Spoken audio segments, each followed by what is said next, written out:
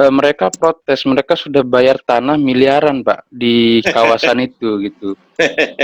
Iya, iya, iya, Bahkan iya. sudah di-kafling sampai kurang lebih 30 are, mereka bayar 1 M lebih. Masing-masing batasan Jadi itu sempadan itu bisa terlihat delineasinya untuk tinggi, sedang, rendah, indeks ancaman ataupun indeks kerentanannya, Mas. Legalnya kenapa itu nggak boleh gitu. Jangan terus, oh nggak boleh, itu sepadan. Loh, nggak bisa gitu. Ada alasan pembanding lain itu yang membuat dia yakin dia berinvestasi itu ada alasannya. Gitu. Aku mau tanya dulu nih sebelumnya, posisinya ya, Pak. itu apa yang kamu tanyakan itu formal masalah mau di project atau memang ingin tahu tentang kondisi itu, atau ada masalah yang memang real terkait dengan objek kerja ataupun lahan di lokasi yang kamu maksud tadi, kayak apa ceritanya? Iya, Pak. Jadi saya di dinas PU, Pak, di bidang. Ya, seperti apa, Jadi, Mas? iya, saya di dinas PU, Pak, di bidang tata ruang. Ya, ya. Kebetulan saya staf teknisnya di sana. Jadi singkatnya, ada permohonan rekomendasi kesesuaian tata ruang, Pak, untuk rencana pembangunan itu. Itu sudah dilakukan survei tadi, Pak. Tadi survei. Nah, kalau selama ini kami berpedoman pada RT RW provinsi, Pak. Kami menarik garis 30 meter. Nah, sekarang posisinya permohonan itu lahannya ada di tepi pantai pertama. Kemudian yang kedua, dia akan membangun rumah panggung di sana, Pak. Dia sudah mau membangun rumah panggung di sana. Nah, kalau seperti yang saya uraikan tadi, itu kan tidak sesuai ketentuan, Pak. Benar. Cuman dari pihak investornya, mereka protes, mereka sudah bayar tanah miliaran, Pak, di kawasan itu, gitu. Iya. Bahkan sudah di-kafling sampai kurang lebih 30 are, mereka bayar 1 M lebih. Kami memberikan rekomendasi di situ, itu akan jadi patokan batas terhadap sempadan pantai, walaupun pemanfaatannya rumah panggung, tapi orang tidak tahu itu. Mereka taunya mereka sudah dapat izin, gitu keselanya. Iya. Paham jadinya ya. Iya, paham. Oke. Banyak sih yang tanya tentang hal itu, Mas. Jadi tidak hanya Mas, sebelumnya juga banyak. Kenapa aku lebih baik pakai Zoom aja biar lebih inilah biar teman-teman yang lain juga nanti bisa lihat. Jadi menurut aturan nih, Mas, ya, kalau yang dulu Pak, itu dari peraturan presiden yang 51 tahun 2016 tentang batas sempadan pantai yang dulu itu kan ada empat alasan dari Perpres itu. Yang pertama kelestarian ekosistem ataupun yang mengkaitkan dengan sumber daya di wilayah pesisir ya, ataupun karena kaitannya juga ada dengan pulau-pulau kecil. Yang kedua itu terkait dengan kehidupan masyarakat di wilayah pesisir, wilayah yang dalam wilayah kecil-kecil itu kaitannya dengan ancaman bencana. Lalu yang ketiga idenya itu karena alokasi ruang untuk ngakses publik kayak di Bali misalnya, Melasti dan sebagainya kan mengakses pantai untuk kegiatannya, keagamaannya. Yang terakhir itu masalah kaitan dengan alokasi ruang untuk saluran air, limbah ataupun apapun, karena pantai ini satu kesatuan sistem dengan kawasan pesisir. Lalu kalau kita ngelihat hulu ke hilir itu das. Jadi pantai itu hilirnya dari hulu wilayah das ini juga menjadi sebuah satu kesatuan. Jadi kalau kita bicara tentang wilayah pesisir ataupun sempadan pantai itu nggak bisa lepas dari wilayah atasnya itu. Kalau saya lihat itu yang dari gambar yang Mas kirimkan memang lokasinya di situ ya, di cekungan yang di pantai itu ya mereka akan bangunnya. Iya, persisnya di situ, Pak. Halo? Iya, jadi yang tadi itu. Jadi kalau kita lihat dari Perpres yang 51 kan sudah saya jabarkan tuh 4 alasan utama kenapa ada tentang batas pantai yang dimaksudkan untuk melindungi dan menjaga itu ya. Ini sebelum kita ini lebih konkret ya permasalahan Mas tadi tentang permintaan si investor itu. Jadi memang lokasinya di lokasi yang cekungan tadi dari pantai itu ya. Ya, jadi yang di cekungan Sudah, itu Pak, memang sudah, Pak. lokasinya ya. Iya Pak, yang di cekungan itu Pak. Ya. Jadi gini Mas, kalau kita lanjutin lagi diskusi kita dari Perpres itu kan ada 2 hal. Sekarang saya ingin tanya lagi nih, pada saat itu sudah ditetapkan sebagai sempadan pantai, apakah di lokasi itu juga ada penetapan kawasan wisata? Ya Pak. Jadi secara kebijakan di dalam RT/RW memang itu ditetapkan sebagai kawasan pariwisata Pak. Yang pertama. Ya. Di dalam RT/RW sudah yang pertama. Ya. Lalu penetapan kawasan sempadan pantai, katakanlah saya melihat di RT/RW provinsi itu kan 30 meter Pak. Betul. Ya. Di RT/RW kabupaten itu bahasanya 100 meter, itu tidak didetailkan lagi. Kemudian keluarlah peraturan daerah lagi tentang bangunan gedung. Nah, dalam bangunan gedung itu sempadan pantainya bahasanya sama dengan yang di RT/RW, tetapi dia di situ mengatur tentang garis sempadan muka bangunan pada bangunan yang berada di tepi pantai, makanya ditetapkan 25 meter. Ya. Itu aja regulasinya Pak. Gitu. Gini Mas, jadi pada saat penetapan batas sempadan pantai itu sebenarnya merujuk pada kondisional tertentu untuk kawasan rawan bencana di wilayah pesisir. Sebenarnya mengarah ke sana sih. Makanya ada kewajiban menerapkan pedoman yang building code tadi tentang bencana gitu. Bukan ke arah bagaimana atau sesuatu yang yang mutlak harus tidak boleh ada bangunan. Makanya saya mau konfrontir dulu. Kalau dari yang Mas sampaikan tadi kan sudah ada penetapan kawasan pariwisata di situ ya. Jadi harus benar-benar wise nih Mas, karena ada 2 hal yang berbeda di situ. Jika mereka ini berandai-andai dulu, makanya nanti kita mau sisihkan nih, karena kalau kita mau ada ketegasan, jadi secara de facto dan de jure-nya, terutama de jure-nya pihak pemerintah itu tidak disalahkan nantinya, itu ada beberapa hal yang harus dilakukan nantinya. Pada saat kita melihat pantai dengan topografi yang beragam seperti itu, lalu punya potensi pariwisata yang bagus itu. Jadi ada hal yang harus diperhatikan terkait tata laksana penetapan izin bangunan sebuah bangunan gedung. Nah, ini beda lagi. Sebuah bangunan gedung kadang lebih diprioritaskan kemanfaatan daripada kepastian hukum. Itu kebanyakan di daerah kan banyak kayak gitu. Dia bangun padahal sepadan pantai itu. Padahal sebenarnya yang dimungkinkan di RT/RW-nya ada suatu lokasi kabupaten itu boleh untuk kayak pos penjagaan gitu. Dia kan berupa bangunan gedung, bukan semi permanen yang Mas sampaikan seperti tadi ya. Jadi lebih mempertahankan faktor kemanfaatan dari masalah kepastian hukum. Kalau kepastian hukum ya nggak boleh gitu. Kan nggak bisa diartikan lain tuh. Lalu kelestarian lingkungan dan kesesuaian pemanfaatan ruangnya ini yang nanti justru akan menimbulkan dua bentuk pelanggaran lagi. Kalau itu tidak ada kompromi yang jelas. Satu, tentang penetapan izin yang melanggar fungsi dari kawasan sempadan pantainya, karena itu sudah ditetapkan sebagai di RT/RW-nya sebagai kawasan sempadan pantai. Lalu yang kedua, terjadi alih fungsi kawasan nantinya dari kawasan sempadan pantai jadi kawasan budidaya. Ini masalahnya. Itu kan yang jadi masalah di situ kan, karena dia bangun nanti ngembangin lagi dengan alasan sudah punya investasi besar dan lain sebagainya.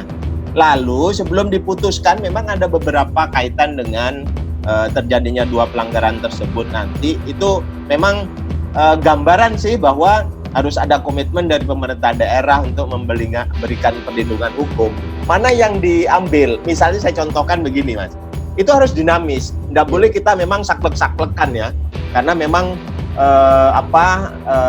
kita melihatnya antara telur dan ayam dalam kaitan ini. Kadang-kadang tahu-tahu si RT RW-nya belum menetapkan sempadan pada saat dia udah menguasai lahannya gitu. Atau udah lihat bahwa di situ ada rencana kawasan wisata, dia ingin berinvestasi di situ, sedangkan RT RW-nya belum diperdakan. Nah, yang kedua ini, yang terakhir ini yang memang nanti harus dilihat, Mas. Jadi upaya di lain pihak untuk melindungi kawasan sempadan itu dari kegiatan pembangunan apalah terserah, mampu dilaksanakan sesuai dengan apa yang bisa dilakukan, tapi harus ada pemberlakuan insentif juga kepada pemohon untuk mendirikan bangunan. Seperti tadi misalnya, win-win solution-nya tidak permanen, tapi itu inkrah dalam kaitan apa? Itu keputusan akhir. Nggak bisa lalu dia mengembangkan lahannya lalu dibuat permanen. Itu kan kadang-kadang jadi hal yang beda nantinya. Kasuistis banyak. Seperti halnya Mas bisa lihat di Bali misalnya, di Jimbaran. Jimbaran itu kalau ini kan sempadan pantai kan, Mas? Tapi ya itu jadi perbandingannya tadi, Pak. Ya, para pejabat seneng loh di situ. Yang terakhir, Mas, dari yang kedua tadi, yang ketiga di ATR sekarang udah ngeluarin peta sempadan, Mas. Pantai seluruh Indonesia, Mas. Tolong kamu ini aja, ambil aja, minta aja ke sana, atau kalau ada punya ini kenalan ataupun yang bisa dihubungin di sana ada, atau bisa secara resmi kan udah keluar tuh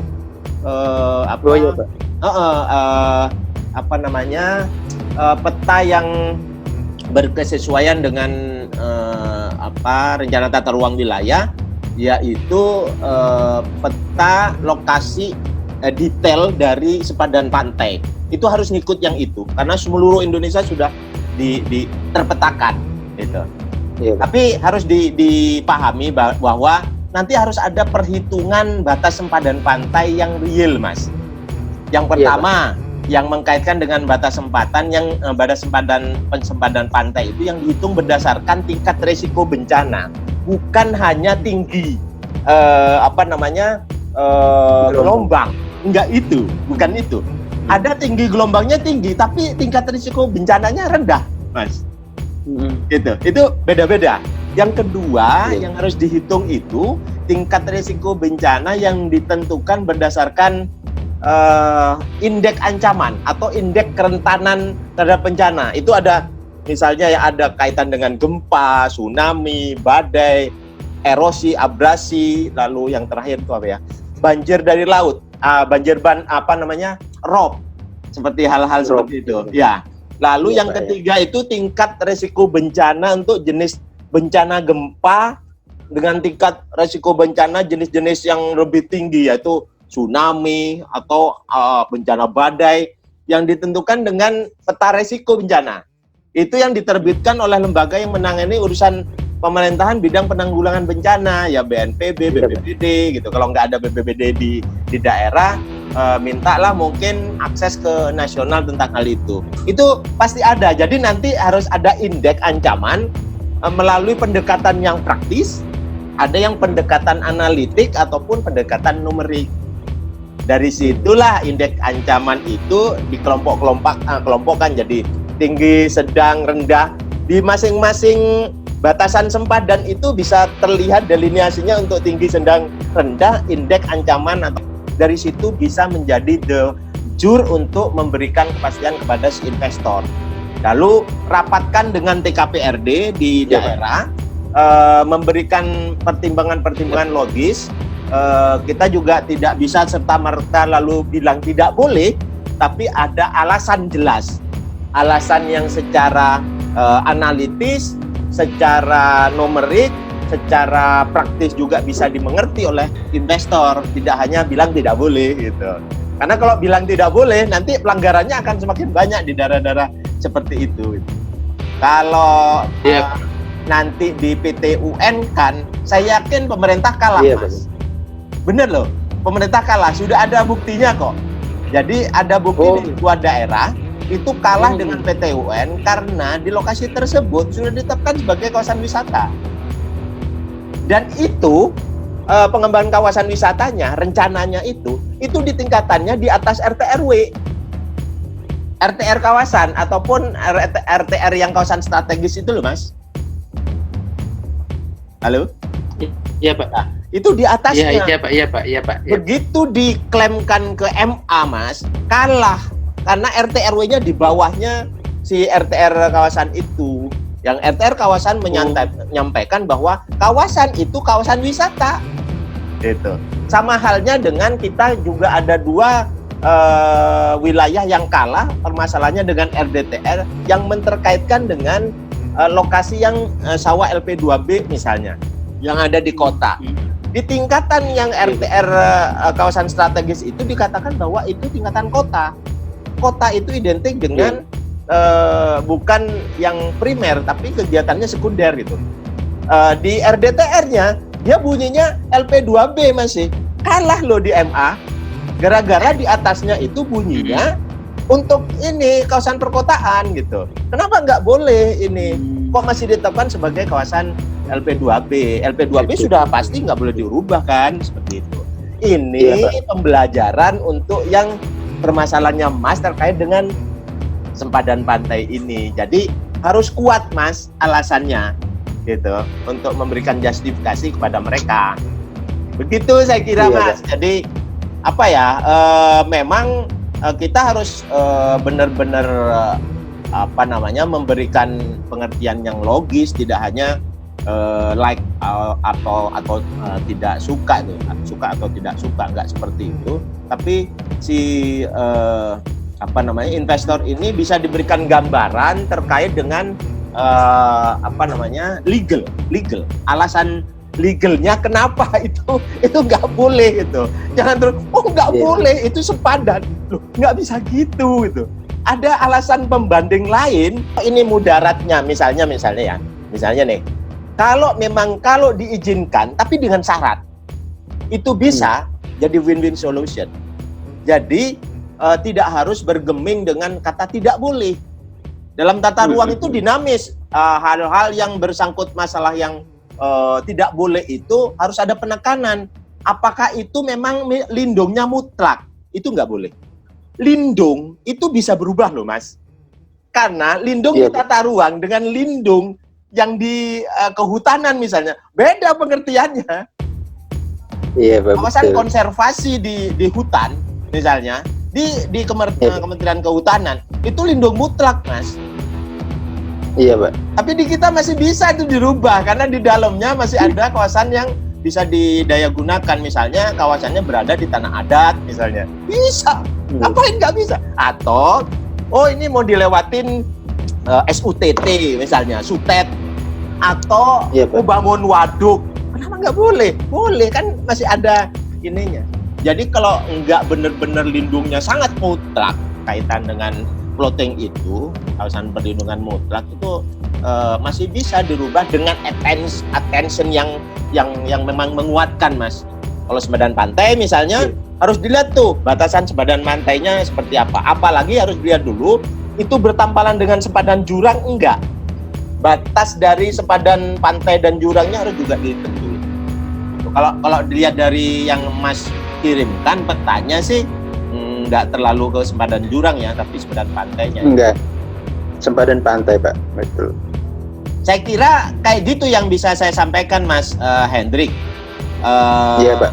Ini bukan jalan keluar sih, tapi bisa memberikan wacana untuk alternatif, berikan solusi terbaik bahwa nggak bisa hanya bilang nggak bisa, tapi harus ada kajian akademisnya untuk menetapkan bahwa itu benar-benar nggak bisa. Tapi kalaupun nanti TKPRD akan memutuskan ataupun tim teknis dalam penataan ruang di sana memutuskan memang advice plan-nya mengarah kepada tidak boleh, ya itu hak dari pemerintah daerah, begitu. Kaitkan dengan hal-hal yang spesifik terkait dengan bukan hanya keuntungan dari pemerintah daerah, tapi ngelihatnya juga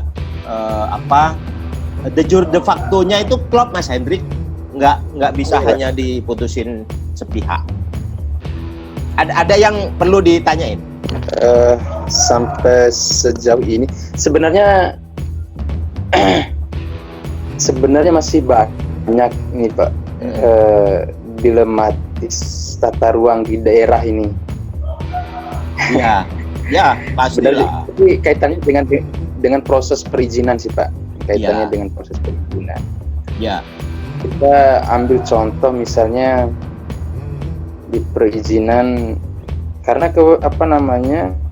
kebijakan di daerah ini di bidang tata ruang itu juga memberikan rekomendasi untuk IMB Pak.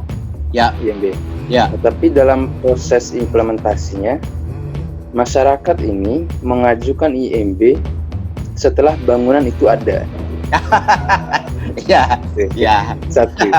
Lalu kemudian yang kedua, Sebentar, jangan dilanjutin dulu yang kedua. Yang pertama kita tuntaskan. Kalau itu sih sudah biasa. Itu bukan masalah de jure loh ya, kalau kayak gitu. Itu masalah kesadaran. Beda lagi itu, masalah kesadaran. Hampir seluruh daerah, karena memang mindset ya, pola pikir dari masyarakat, juga dari pelaku ataupun yang menginikan izin itu juga harus introspeksi ke dalam, bahwa memang hampir keseluruhannya memang bicara sulit untuk bicara tentang proses perizinan kalau dilaksanakan formal di awal. Harus begini dan sebagainya. Tidak bisa memberikan kepastian, oh saya harus izin ini, kalau sudah lengkap ini pasti keluar ini, saya harus bangun sekarang, seperti itu. Saya kira memang masih banyak ruang untuk mengelaborasi mengubah cara pikir untuk masyarakat dan pemerintah juga dalam hal pelaksanaan. Saya kira itu yang pertanyaan pertama. Yang kedua kayak apa tadi? Jadi yang kedua ini, ketika kita turun, katakanlah turun ke lokasi, ada bangunannya yang melanggar sepadan jalan. Ya. Jadi hampir tidak ada jarak dari tembok terluarnya sampai dengan drainase terluarnya. Tapi ngotot harus dikeluarkan rekomendasi.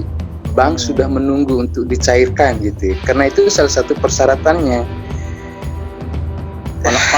Kalau itu harus tegas, Mas. Kalau itu sudah jelas. Kalau itu sudah jelas ya. Jadi hal-hal seperti itu kalau diambangkan atau diabaikan akan membuat yang lain akan begitu. Itu satu. Jadi kecuali tempat-tempat tertentu yang punya nilai investasi besar, seperti Surabaya saya contohkan ya. Ada tempat yang di EC 0, bener-bener 0. Jadi pas ngepres di batas badan jalan itu. Tapi dia punya, jadi pemerintah kota itu mewajibkan si yang punya lahan itu untuk punya lahan di belakangnya. Yang pertama. Yang kedua, karena itu lahan usaha, dia harus punya lahan parkir di bawah tanah. Karena dia tidak boleh pakai jalan sebagai lahan parkir, itu pasti. Kalau perumahan seperti itu harus tegas, Mas. Kalau seperti itu sudah, kalau saya bilang itu harus tegas. Jadi mana yang harus dipotong untuk sempadan, harus itu. Jadi pemerintah harus punya peta pelaksanaan. Jadi mungkin kalau di Surabaya itu dulu masih belum ada RDTR pun, itu sudah ada peta layanan. Peta layanan itu 1:1000. Di dalamnya itu sudah ada batasan. Jadi makanya begitu ada yang melanggar, advice plan-nya itu langsung ada garis merah dari lokasi yang melanggar tersebut. Itu harus dieksekusi untuk pelanggarannya.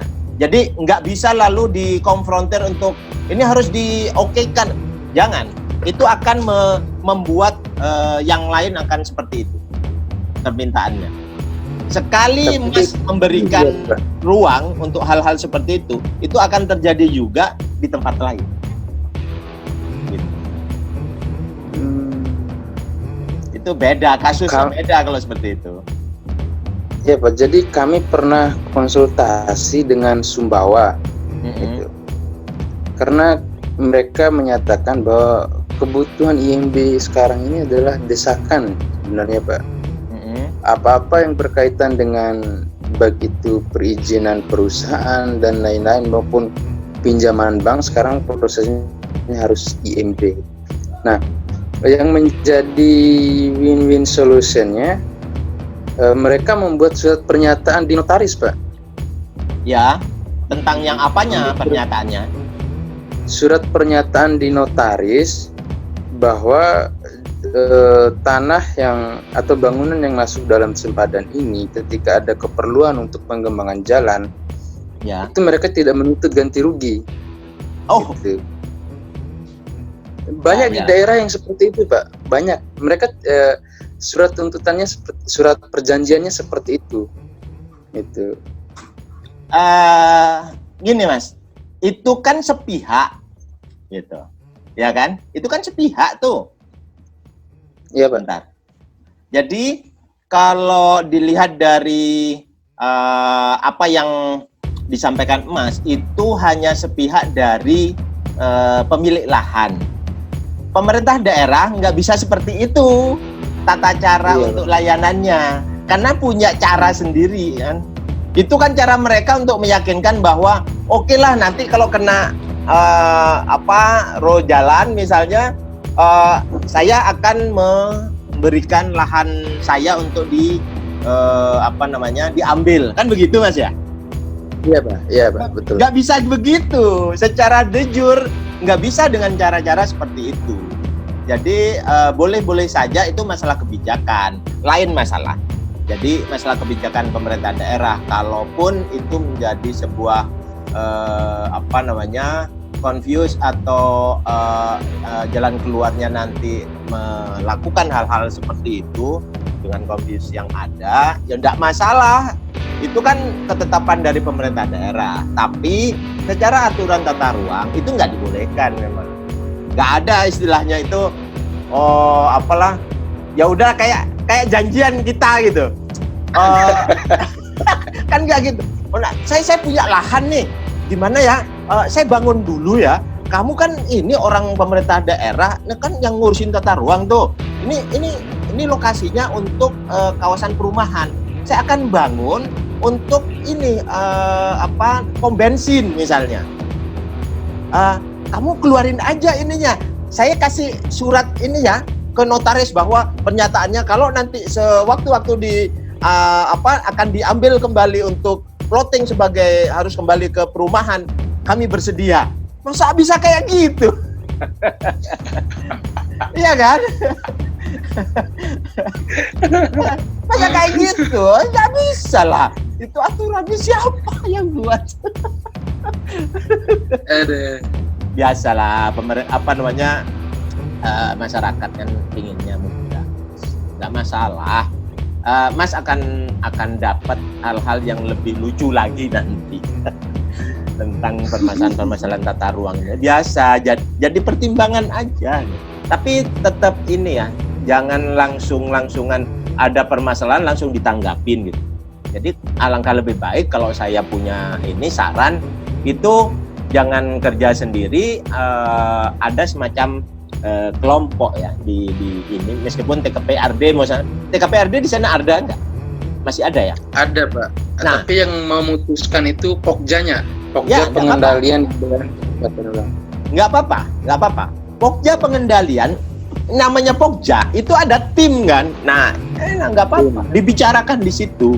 Apapun keputusannya itu keputusan tim.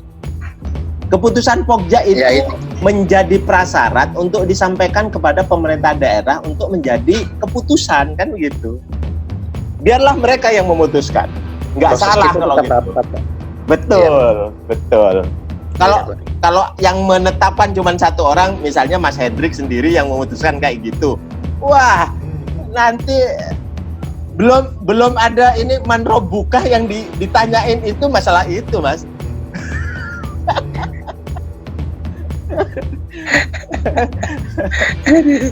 Yang ditanya masalah tanah itu. Kita mati itu bukan manro buka yang ditanya, tapi masalah tanah dulu.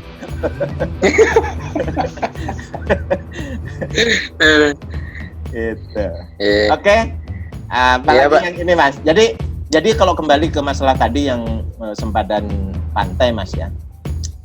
Iya, Pak. Diomongkan di Pokja, Mas. Satu. Diomongkan Iya, di Pak. Pokja, berikan alternatif, berikan telaah staf terkait dengan apa yang ada di sana, misalnya RT/RW-nya sudah diperdakan atau belum, terus di dalamnya seperti apa, lalu ada rencana tata ruang yang lain yang mengkaitkan dengan plotting keberadaan pariwisata, misalnya sebutin di situ.